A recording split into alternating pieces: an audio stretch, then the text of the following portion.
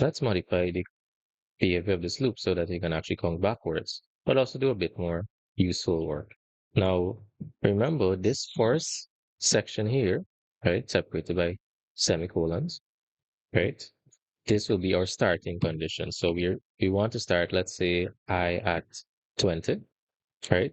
And this middle section here is the condition that must be satisfied in order for the loop to continue running, right? And we started start I as 20, right? How we want it to go downwards. Well, we would want it to decrease I, but then also we need to check and ensure, if we're going from 20 down to 0, the condition that must be satisfied is that I must be greater than or equal to 0, right? Rather than less than 10, right? Because when we're going down. So we can change this. Hey, as long as I is greater than or equal to 0, we don't want to increment it anymore. Because if I starts at 20, right, we'll get an infinite loop in this case because, well, I is 20 and I being 20 will always be greater than or equal to 0. So it will just keep on running over and over and over. Let me actually show you, right? You see, keeps on going on and on and on. But no, we want to count downward. So we actually need to decrement I. So I minus minus, which is the same as I minus equal 1. So decrease I by 1 and set its new value, right? So that value there, that's 1 less than 1.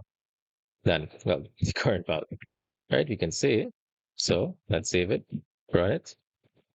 See, we basically have I starting at, right? Well, it goes up, it starts at 20. You can't see it there, right? And it goes down to 0, right? Let's do a bit more useful work with it. We can say printf, right?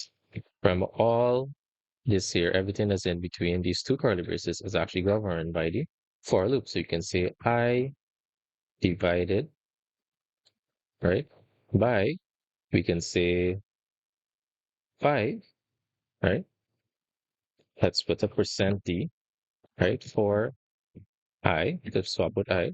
So we can say what the current value of I is divided by 5, right? We can say leaves a remainder. So we can use a modulo operator again, right, of percent %d, right? Of course, don't forget your new line character because we're using printer, right? So I percent 5, right?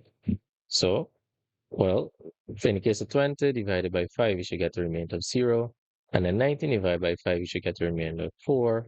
18 divided by 5, you should get the remainder of 3, and so on and so forth, right? 5 going down to 0. 5 divided by 5, you get the remainder of 0, right?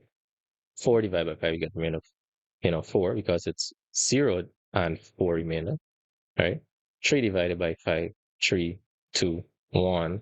And of course, 0 divided by 5 leaves remainder 0. That's exactly what we expect, right? Let me actually take out this printf there, right? We could leave it in, but then it would kind of take some space, right?